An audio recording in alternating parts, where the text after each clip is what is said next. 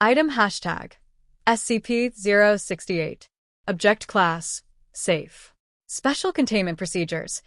SCP-068 is to be kept away from any metals in an electrically resistant box, preferably made of polytetrafluoroethylene, Teflon, and rubber. Said box is to be stored in Security Locker 26 at Site 11. Key is kept with Dr. Any requests for testing are to be redirected to him. Description: SCP-068 is a wire stick figure, 9.8 centimeters tall, made of an unknown metal. The figure is composed of a single wire looping back to the center.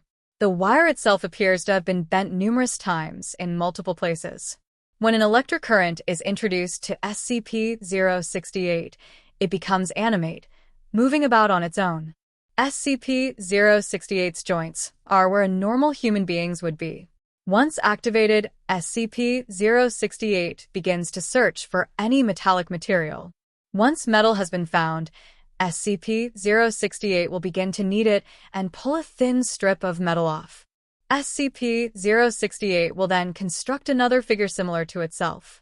The newly created figure will begin to knead the remaining metal alongside the original, creating new figures, which in turn produce more replicas. SCP-068 will move on to its next stage after one of two requirements are met. The first is when there are no more metals in range with enough mass to produce another figure. The other is when an upper limit of 102 replicas are created. When either of these events occur, all figures will converge at one location and begin forming themselves into as big a figure as possible.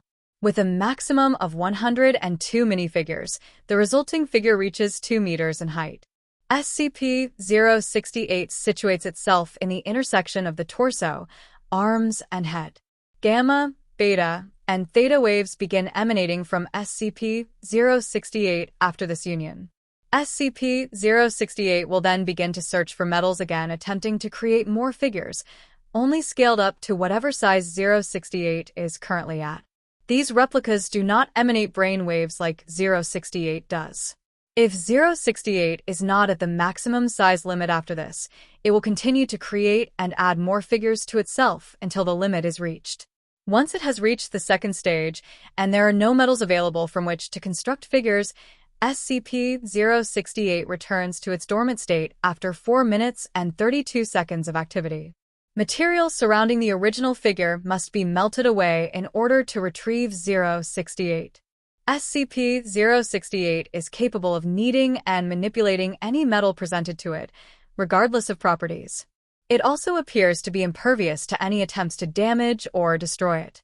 Copies of SCP-068, however, have the same properties and vulnerabilities as whatever metal they were constructed from.